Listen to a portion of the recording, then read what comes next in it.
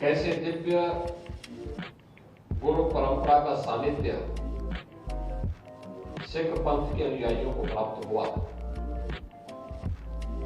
जिन्होंने अपनी साधना से, अपने सामर्थ्य से न केवल इस कौम को बल्कि पूरे देश को, पूरे सनातन धर्म को न केवल सुरक्षा प्रदान की बल्कि एक लंबे समय के लिए उन्हें अभय भी प्रदान किया। याद करिए कैसा कालखंड रहा होगा। गुरु नानक देव जी से ही परंपरा चलती है। देखते हैं एक विदेशी आक्रांता बाबर के रूप में देश के अंदर अत्याचार कर रहा है, उसके खिलाफ गुरु नानक देव जी आवाज उठाते हैं। इतिहास के उन पन्नों को कौन नहीं जानता जब गुरु परंपरा भक्ति की इस परंपरा से ऊपर भी उठ करके उन्होंने उस समय के तत्कालीन समाज को एक नई दिशा देने का काम किया था।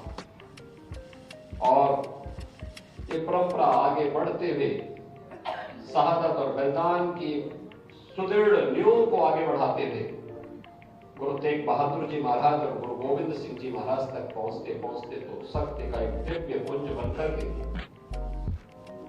न केवल सनातन धर्म की रक्षा के लिए बल्कि भारत की रक्षा के लिए अपने आप को बलिदान करने में कभी चूकी नहीं। गुरु तेग बहादुर जी महाराज ने उस समय कश्मीर को बचाया।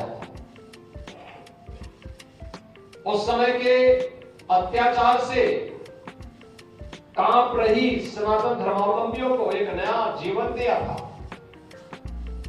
और उस समय कश्मीरी पंडितों को इस बारे में कहा था, जिनको एक हुक्म मिला था कि उन्हें इस्लाम स्वीकार करना है। कश्मीरी पंडित भटक रहे थे, कहां जाएं, कौन शरण देगा।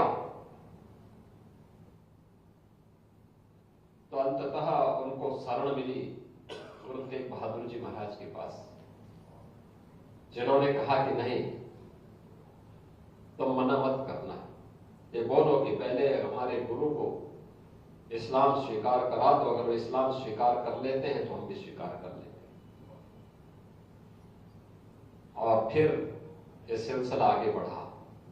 लेकिन उन्होंने कभी भी देश और धर्म से हट करके किसी विदेशी आक्रांता के सामने, विधर्मी के सामने कभी सिर नहीं झुकाया। एक और ये महान सिख गुरुओं का इतिहास है जो हम सब के सामने आज भी स्वर्णाक्षरों में है, जो हम सबके जीवन में एक नई प्रेरणा प्रदान करता है, हमको निरंतर आगे बढ़ने के लिए प्रेरित करता है। और दूसरी ओर वे चुनौतियां जो हमारे सामने आज भी दिखाई दे रही है। बांग्लादेश में जो कुछ हो रहा है वो किसी से छुपा हुआ नहीं। पाकिस्तान में इससे पहले जो कुछ हुआ वो किसी से छुपा हुआ नहीं।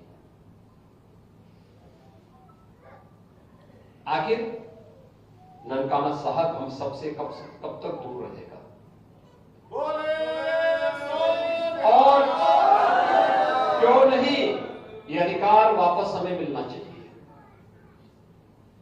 अगर यह सूझबूझ 1947 में दिखाई होती तो संभवतः नगर कीर्तन यात्रा में आने वाला व्यवधान वहां पर नहीं देखने को मिलता। इतिहास की उन गलतियों की परिमार्जन का अवसर इतिहास हमें दे रहा है। और मुझे लगता है कि उस परिमार्जन के लिए हम सबको अपने आप को तैयार करना होगा। एकजुट होकर के, सब मिल करके इस अभियान का हिस्सा बने। उन लोगों से सावधान होने की आवश्यकता है जो हिंदू और सिखों के बीच में खाई पैदा करना चाहते हैं, अनावश्यक रूप से इतिहास को तोड़ मरोड़ करके प्रस्तुत करने का प्रयास कर रहे हैं। हमें गुरु परंपरा के प्रति श्रद्धा का भाव रखते हुए इस बारे में अपने आप को तैयार करना है कि गुरु परंपरा गुरु नानक देव जी से लेकर के गुरु गोविंद सिंह जी महाराज तक और जो शहादत की एक लंबी परंपरा सिख कौम ने देश के लिए दी है, धर्म के लिए दी है, यह हम सबका एक जीवन है। हमें एक नई जीवंतता प्रदान करता है। हमें उसका अनुसरण करना है, उसको अपना इतिहास मानना है, उसका अपने जीवन का हिस्सा मानना है और वही हमारे लिए आने वाली पीढ़ी के उज्जवल भविष्य के लिए एक आधार हो सकता है। अगर हम उसका अनुसरण करेंगे तो दुनिया की कोई भी ताकत आपका बालमाकर नहीं कर पाएगी, क्योंकि गुरु परंपरा में दिव्य विभूतियां थी। वीडियो देखने के लिए धन्यवाद। वीडियो को लाइक करें और चैनल को सब्सक्राइब करें।